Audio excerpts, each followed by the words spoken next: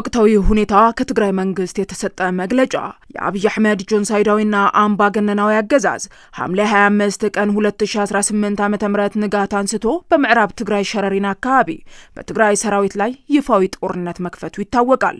በጦርነቱ ላይ የሱዳን ፈጥኖ ደራሽ ኃይል RSF ተብሎ የሚጠራው በመሐመድ ሐምዳን ዳጋሎ ሐሜዲት የሚመራ ታጣቂ ኃይል እንዲሁም ከአካባቢው ተገደው የተሰበሰቡ ታጣቂዎች የተሳተፉ ሆነው ቀጥረኛው የጆኖሳይደሩ አብይ አህመድ በመንጋ ሰብስበዋለኝ የሚለውን ሁሉን አይነት የምድርና የአየር ኃይል ተጠቅሞ ከንጋት እስከ አመሻሽ ተደጋጋሚ ጥቃቶችን ለማካሄድ ሞክሯል። ፍትሃዊ ዓላማን አንግቦ የሰማዕታትን አደራ ወጣሉ ያለው ጀግናው የትግራይ ሰራዊት ተንደርድሮ የወጣውን ወራሪ በመመከት የጠላትን ህልም አክሽፎታል።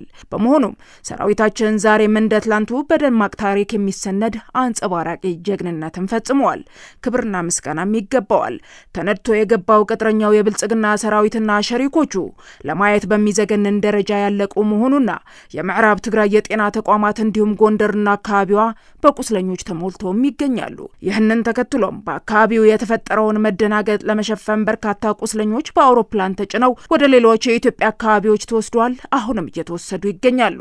የአብይ አህመድ ጆኖሳይዳዊ አገዛዝ የትግራይ ህዝብን ከምድረ ገጽ ሳያጠፋ እረፍት እንደማያገኝ ደምድመዋል። በመሆኑም ትላንትና በመንጋ መልክ የሞከረው ወረራ በየትኛውም አጋጣሚና አቅጣጫ ሊቀጥለው እንደሚችል አያጠራጥርም። የትግራይ ህዝብ ደህንነቱና ህልውናው እንዲሁም ሉዓላዊነቱና የራስን እድል በራስ የማስከበር ህጋዊና ተፈጥሯዊ መብት አለው። በመኖርና በመጥፋት መካከል በሚደረገው ግጥሚያ አሸናፊ ማን እንደሆነ ዓለም አቀፍ ክስተት እንዲሁም ከራሳችን ታሪክ ህያው ምስክር ነው።